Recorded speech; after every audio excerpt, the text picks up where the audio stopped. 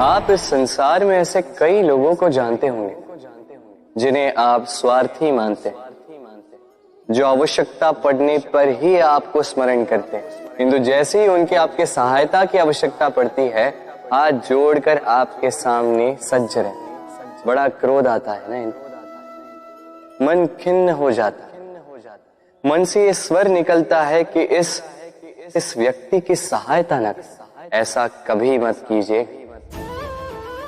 आप सोचेंगे क्यों कह रहा हूं मैं ऐसा? स्मरण रखिएगा, दीपक का स्मरण व्यक्ति केवल तभी करता है जब अंधकार गहरा हो जाता है। उसे स्वार्थी मानकर स्वयं व्याकुल ना हो, स्वयं को दीपक मानकर आनंदित हो। भाग्यवान समझिए खुद को कि आप इस संसार में किसी की सहायता करने योग्य हैं। किसी के स्वार्थी होने से स्वयं का दृष्टिकोण न बदले, बस ये दृष्टि रखिए स्वयं के परमार्थ पर। मन प्रसन्न होकर बोले राधे राधे। जब भी हम किसी वृक्ष को देखते हैं सर्वप्रथम हमारी दृष्टि पड़ती है उसके पुष्पों पर, हरे भरे पत्तों पर,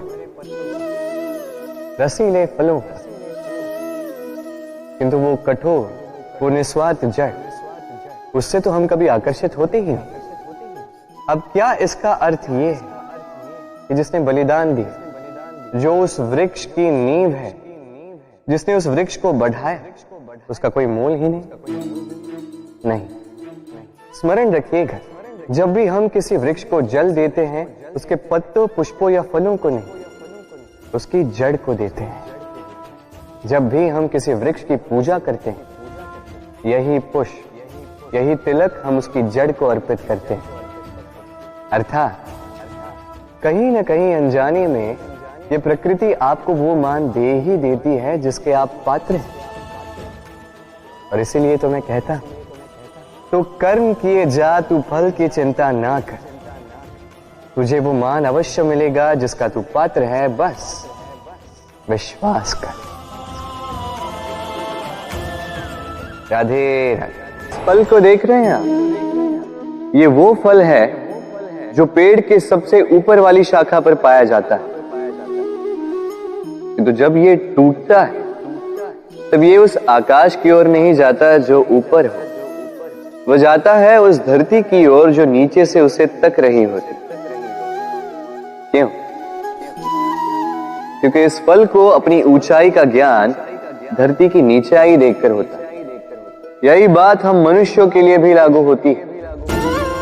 यदि आप संपन्न हैं तो उनकी सहायता अवश्य करें जो आपसे सामर्थ्य में कम, जिनको सहायता की आवश्यकता।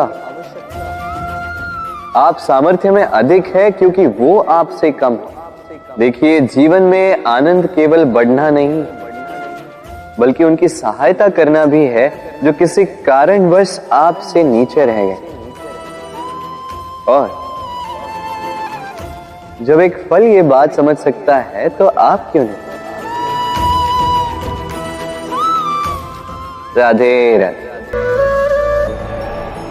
मनुष्य की एक विशेष प्रवृत्ति होती है, वो कभी स्वयं से संतुष्ट नहीं रहता, कभी स्वयं से प्रसन्न नहीं रहता। जो है उससे अधिक पाना चाहता, जो पा लिया उससे आगे बढ़ना चाहता, अपने जीवन में बदलाव,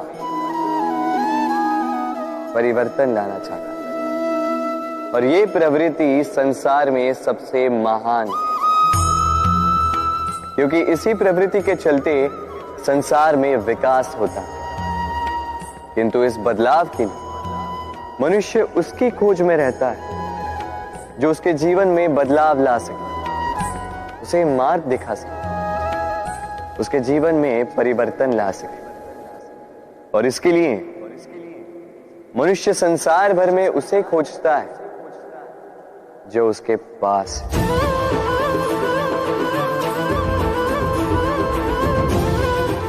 बताइए कौन? यदि कोई आपका जीवन बदल सकता है तो दर्पण देखिए, वो आप स्वयं है जो आपका जीवन बदल सकते हैं। वो आप स्वयं है जो स्वयं को मार्ग दिखा सकते हैं, जीवन में बदलाव ला सकते हैं, परिवर्तन ला सकते हैं। इसलिए पहचानिए अपनी भीतर की शक्ति को और विश्वास कीजिए कि इस संसार में आपसे अधिक शक्तिशाली और कोई नहीं। जीवन बदल जाएगा और अंधविश्वास का नहीं, आत्मविश्वास का हाथ थामिए। आपकी समस्याएं स्वतः दूर हो जाएंगी। तो प्रेम से बोल, राधे राधे। समस्याएं, अब समस्याएं किसके जीवन में नहीं होती? हर एक के जीवन में समस्याएं होती। और ठीक है, जीवन है तो समय के साथ समस्याएं आती ही, किंतु क्या सारी समस्याएं समय ही लाता है? नहीं, आप सारी समस्याओं का श्रेय समय को नहीं दे सकते। ये अधिकतर समस्याएं तो ऐसी होती हैं जिन्हें हम स्वयं आमंत्रित करते हैं कि समस्याओं आओ, मैं आपकी प्रतीक्षा कर रहा हूं। कैसे? अब ये निर्भर करता है आपकी हाँ और ना। अधिकतर समस्याएं इसलिए आती क्योंकि हम बार बार हाँ कहते जाते हैं, और अधिकतर समस्याएं इसलिए आती हैं क्योंकि हम उचित समय पर ना नहीं कह पाते। इसलिए बिना सोचे समझे किसी भी बात या किसी भी प्रस्ताव का समर्थन करना आपको बहुत बड़े संकट में डाल सकता है। वहीं कभी ना कह पाना ये आपको उससे भी बड़े संकट में डाल सकता है। इसलिए स्मरण रखिए, ये अत्यंत महत्वपूर्ण सीख। सदैव सोच समझकर ही हाँ कीजिए और दृढ़ता के साथ ही ना कीजिए, और विश्वास कीजिए आपका जीवन अत्यधिक सुखमयी हो जाए। लोग मुझसे कई बार पूछते हैं, कान्हा, रुक्मिणी तो तुम्हारी अर्धांगिनी है, फिर क्यों उसकी ये यात्रा इतनी कठिन? क्यों तुम्हारा अथाह अखंड प्रेम पाने के लिए उसे इतनी कठिन परीक्षाओं का सामना करना पड़ा? चलिए मैं आपको एक बात समझा देता हूं। अथाह अखंड प्रेम की ये यात्रा ये कठिन ही होती है। अब ऐसी ही एक यात्रा है रुक्मिणी की, परिशुद्ध प्रेम को समझने की यात्रा। ऐसा प्रेम जो क्रोध, भय, मोह, अधिकार, अहंकार, ईर्ष्या, इन सारे विकारों से मुक्त है। अब इस यात्रा में उसकी सहायता करेगी राधा। इतना ही नहीं, मैं आपको यह भी बता देता हूं कि संसार की हर एक नारी इस यात्रा में चलती है। अब जो नारी इस यात्रा के अंत तक पहुंच जाती है वो एक उच्च स्तर पर पहुंच जाती है, जहां वो कहलाती है अर्धांगिनी। विवाह का स्त्री के जीवन में क्या महत्व होता है? चलिए बात करते हैं हम रुक्मिणी। एक स्त्री जिसने पवित्र मंशा से किसी को चाहा, उससे विवाह की इच्छा थी। अब विवाह यानी पानी, यानी किसी का हाथ थाम कर आगे का समस्त जीवन उसी के संग व्यतीत करना। मेरा हाथ थाम कर रुक्मिणी को विवाह सुख तो अवश्य मिला, किंतु उसकी ये प्रेम यात्रा इसका अंत नहीं हुआ, ये तो बस आरंभ हुई। अब रुक्मिणी के जीवन में ऐसा पड़ाव आरंभ हो चुका है जहां उसे स्वयं उस व्यक्ति को पहले समझना होगा जिसका हाथ थाम कर उसके संग समस्त जीवन व्यतीत करने का निर्णय उसने लिया।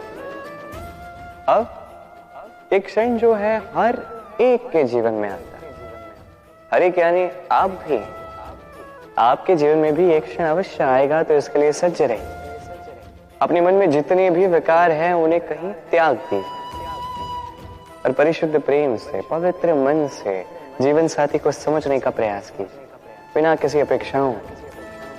यदि ऐसा करोगे तभी इस कठिन परीक्षा में उत्तीर्ण होगे, अन्यथा नहीं।